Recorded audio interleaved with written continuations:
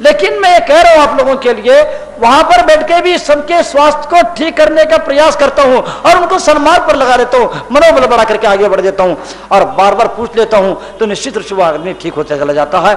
मैं कह रहा था आप लोगों के लिए, मैं भी अनेक प्रकार के टीबी कैंसर से मेरे सामने ऐसे ऐसे घटना आई हैं, ऐसे ऐसे डॉक्टर कि 4-4, 5-5 साल तक बेकार की ट्रीटमेंट चला रहे हैं, लेकिन उसको मालूम नहीं है कि इनको टीबी का क्यों ये है।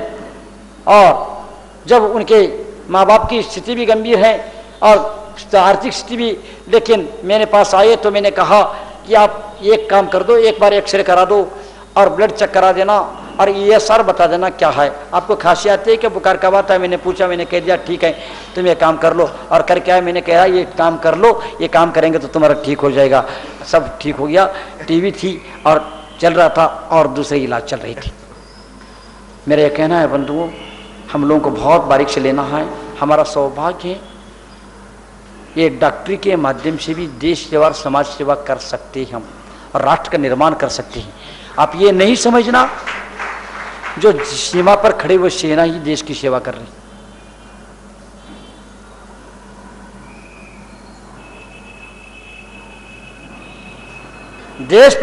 देश की सीमा पर खड़ी सेना ही सेवा कर रही है। हम भी देश की सेवा कर सकते हैं, हम भी राष्ट्र निर्माण समाज निर्माण में योगदान दे सकते हैं। और हम भी यहाँ पर अनेक प्रकार के लोग आते हैं, कैंसर की अनेक प्रकार के, मैंने कहा जो ट्रीटमेंट चल रहा चलने दो, चिंता नहीं करना, पहले तो ये मन से निकाल दो मुझे कुछ हुआ है, तुम्हें कुछ हुआ नहीं है, और तुम परिवार वालों को बोल देना मैं तो स्वस्थ हूं, तुम क्यों अस्वस्थ हो रहे हो। और मेरा भी परिचय दुनिया में यही अस्वस्थ साधु के रूप में, मैं परेशान हो गया हूं उस दुनिया से। सारे लोग कहते हैं जो भी मिलता है महाराज जी का स्वास्थ्य कैसे। अभी DA पटला या पूछा महाराज जी स्वास्थ्य कैसे हैं।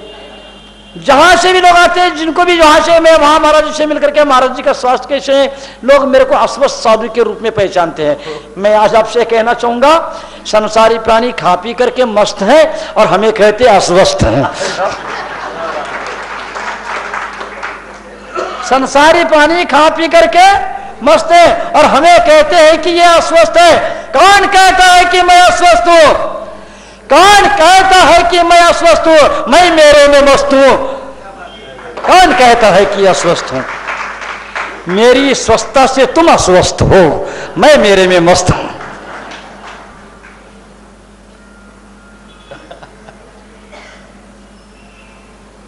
आप कहते हैं आराम करो, आराम करो, आराम करो। मैं कहता हूं आराम मत करो।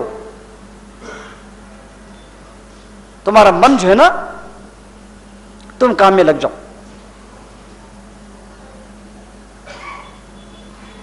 बेड रेस्ट का अर्थ यह नहीं, हमें वास्तव में विचारों के विकल्प और कषाय और क्लेश से बचाने की आवश्यकता है। पेशेंटों को सन्मार्ग पर लगाने की है, पेशेंटों को माइंड वॉश करने की आवश्यकता है, पेशेंट को दुर्व्यसनों से बचाने की आवश्यकता है, पेशेंट को। मैं भी ठीक करता हूं। मैं कहता हूं तुम्हें कुछ नहीं हुआ, तुम प्रसन्न रहना, अच्छे से नींद लेना, अच्छे से भोजन करना, अच्छे प्रसन्न रहना, खुश रहना, मैं तुम्हें ठीक कर दूंगा। मैं ज्यादा बोल देता हूं, गर्म पानी पीना, सुबह घूम करके आना, और जब जहां आवश्यकता पड़ती है। और यह भी कहूं आप लोगों के लिए, हमारे देश की पाक शास्त्र भी एक रहस्यपूर्ण पाक शास्त्र है। मुझे लगता है मैंने चिंतन कर लिया है, पाक शास्त्र में उपयोग होने वाले मसालों के यदि उपयोग यदि प्रतिदिन होता रहेगा और घर का भोजन ही सेवन किया जाएगा तो वो व्यक्ति कभी अस्वस्थ नहीं हो पाएगा।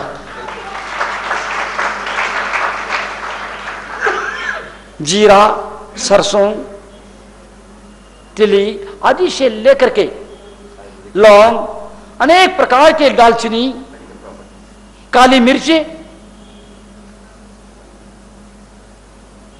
मैं इनका उपयोग करके देखता हूं। टीबी कैंसर वालों को कह देता हूं तुम काली मिर्च का सेवन करो, तुम लौंग का सेवन करो, तुम दालचीनी का सेवन करो, क्योंकि कीटाणु को नाश करने के लिए शौक की आवश्यकता नहीं है। मैं बहुत रहस्यपूर्ण काम करता हूं। मेरे अंदर दया है, मेरे अंदर करुणा है। मैं सोचता हूं मेरे पास कुछ भी नहीं, मैं फिर भी मैं कैसे करूं, इसलिए मैं आगे बढ़ता हूं, मेरा मार्ग खुलता चला जाता है और आदमी ठीक होकर चल जाता है। अदरक, सौंठ आदि आदि अनेक प्रकार के व्यवस्थाएं हैं। हम ये नहीं कह रहे हैं तुम्हारा अस्वस्थता के कारण अशांति और अनियमित दिनचर्या, अनैतिक आचार विचार,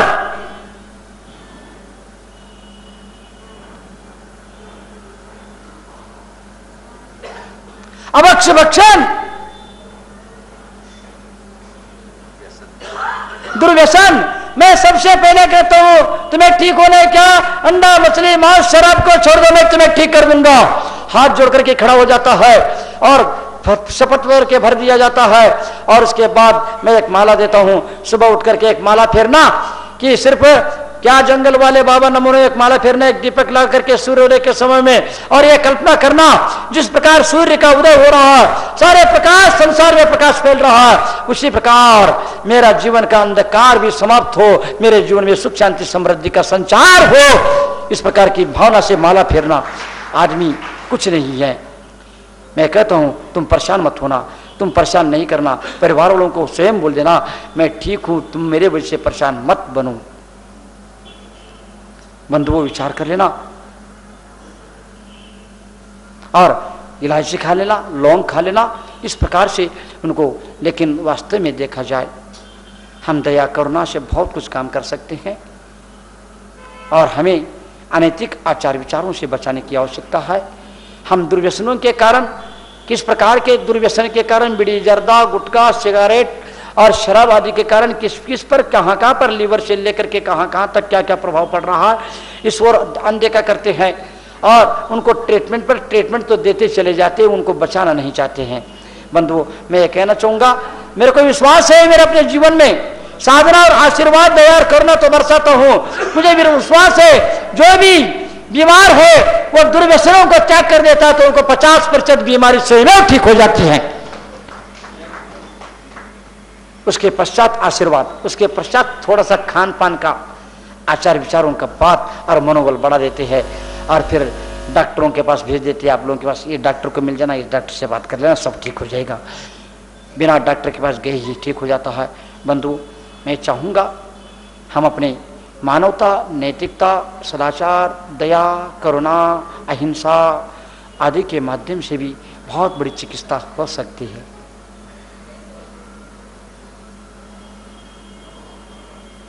इनको हम अनदेखा न करें।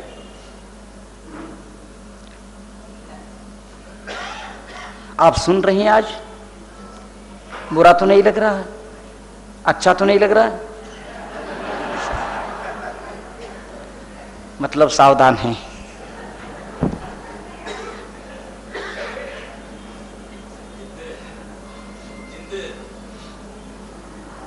मैं आपके सामने बैठा हूं,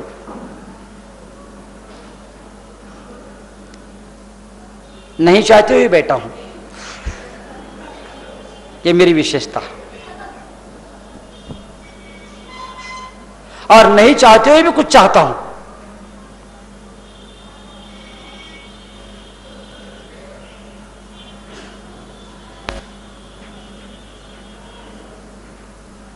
डॉक्टर साहब मैं कहूं मेरे मन में पीड़ा, आप सब लोग यहां पर बैठे क्या है, और मैं भगवान से प्रार्थना करता हूं दुनिया के लोग कुछ भी करें लेकिन कम से कम आप पढ़े लिखे और डॉक्टर लोग ये धर्म के ठेकेदारों के बातों में नहीं आना, 20, 13 और श्वेतांबर और दिगंबर के मतभेदों को भूल जाना और धर्म और समाज को आगे बढ़ा देना।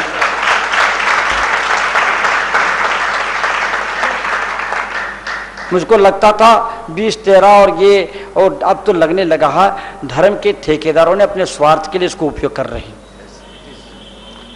क्षमा करना, मेरे को माफ करना, आज सब लोग मेरे को माफ करके जाना घर, मैं किसी को छोड़ूंगा नहीं, लेकिन क्षमा मांगने में और क्षमा करने में संकोच नहीं करूंगा।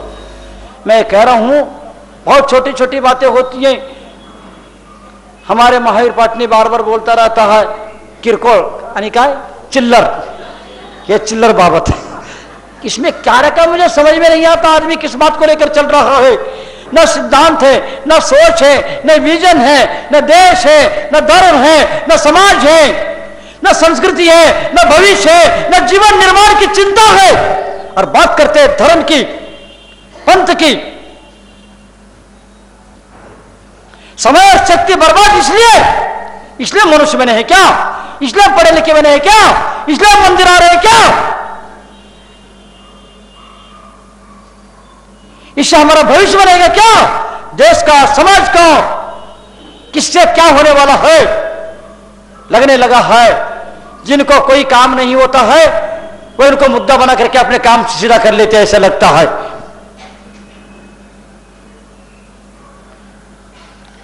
कोई तमिलनाडु में चावल खाता तो खाने तो तुम रोटी खाते, तुम रोटी खाओ, कौन मना कर रहा है?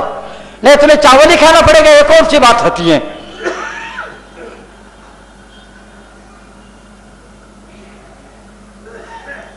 थोड़ा सा समझ लेना। और मैं मेरे को बोलने की हिम्मत भी नहीं हो रही, लेकिन मैं संकोच के साथ भी नहीं चाहती हुई मैं आपसे कहूंगा, मेरी इच्छा है, मेरी अपेक्षा है, मैं आप लोगों के प्रबुद्ध लोगों के बीच में बैठा हूं। हम ऐसे श्वेतांबर और दिगंबर आदि 20 और 13 आदि पंथ को भूल करके, नहीं दिगंबर श्वेतांबर 13 पंथी स्थानकवासी, इन सबको भूल जाओ। हम पहले मानव हैं, हमारे पास मानवता है, हम अहिंसक हैं, अहिंसा के पुजारी हैं। अब सिद्धांत की बात करो, पंथ की नहीं। यदि आपको अपने जीवन में कुछ करना है, देश के लिए, समाज के लिए कुछ देकर जाना है, अपने भविष्य का निर्माण करना है, तो आप सिद्धांत की बात करो, पंथ की नहीं। हम पंथ के कारण सिद्धांत को समाप्त कर रहे हैं, यह हमारी दृष्टता है। और फिर भी हम प्रबुद्ध बन करके बैठे हैं, जिम्मेदार बन के बैठे हैं।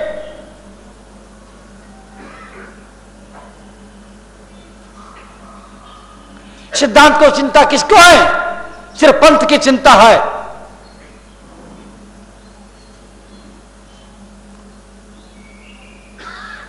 एक बात स्पष्ट कर दूंगा, आज मेरे मन में आ ही रहा, मैं बोल दूंगा, याद रखना, मैं किसी संत अथवा किसी पंथ और परंपरा का प्रचारक नहीं बन सकता, मेरे से ये कोई काम नहीं करा सकता है। बंधुओं, गंभीर विषय है। हम लोग यहां पर आए, यहां तक आए, और इसके बाद भी हमारी ऊर्जा, हमारी शक्ति पंथ और परंपरा के प्रचारक बन के बैठे। हम सभी साधु संतों से कहना चाहूंगा, समाज में शांति बना के रखने दे सब लोग मिलकर के। और मैं आप प्रबुद्ध लोगों से कहना चाहूंगा, जिनको जो करना है करे, लेकिन हम और मिलकर के इतिहास रचा सकते हैं। आपको जो चाहिए बोलो, मैं आपके लिए समय ही नहीं जीवन दूंगा, याद रखना। लेकिन बीच बीच में इनके बातों में नहीं आना।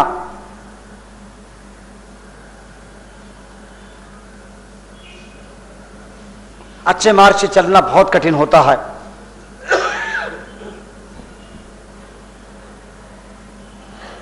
समय कितना बचा हम लोगों का?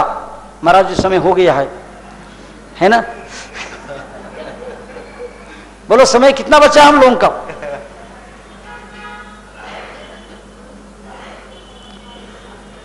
कहूं मैं संगठन की बात भी कर देता हूं स्वास्थ्य के साथ साथ, क्योंकि बिना संगठन के समाज का स्वास्थ्य ठीक नहीं होगा, ये भी मुझे लगता है। क्या हो गया? दो पागल थे, पागल खाने में एडमिट थे। दो पागल थे, पागल खाने में एडमिट थे, और बैठे बैठे चर्चा गप्पे हाँ रहे थे। शीतकाल का समय था, बाहर आकर के धूप में बैठ करके धूप सेक रहे थे, और दोनों पागलों के बीच में चर्चा हो रही थी। और एक पागल ने कहा कि मैंने सुना है।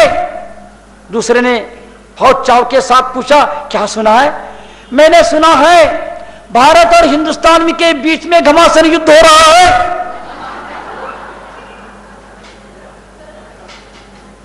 उन्होंने कहा, भारत और हिंदुस्तान के बीच में घमासान युद्ध हो रहा है। वो दूसरा पागल कहता, होने दो यार, हमें क्या लेना देना, हम तो इंडिया में रहते हैं।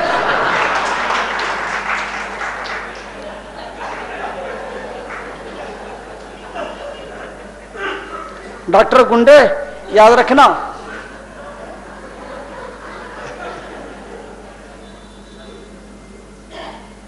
हम हंस रहे हैं।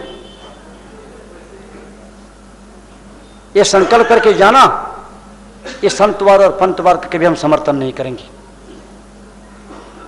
यदि आपको अपने जीवन में कुछ करना है, समाज उत्थान के, देश उत्थान में, और शक्ति को सही स्थान पर लगाना है, ऊर्जा सही स्थान पर लगाना है, तो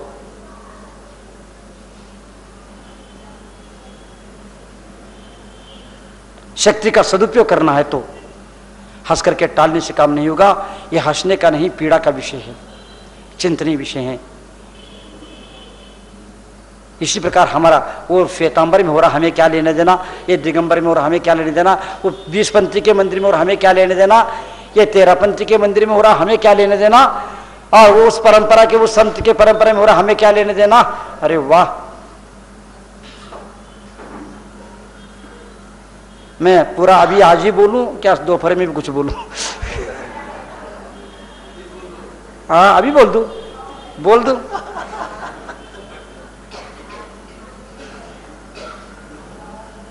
मेरी भावना है ये दुनिया के लोग जो कुछ भी कर ले, चाहे साधु हो, चाहे संत हो, चाहे समाज के ठेकेदार हो, चाहे संस्था के पदाधिकारी हो, सही दिशा में चल रहा है तो ठीक है, लेकिन गलत का समर्थन हम नहीं करेंगे अपने जीवन में। याद रखना, अपने शक्ति का उपयोग इसमें नहीं लगाना। हम सुशिक्षित हैं, हम सभ्य हैं, हम शिष्ट हैं, समाज के लिए और देश के निर्माण के लिए, अपने जीवन भविष्य के निर्माण के लिए जीवन जीना।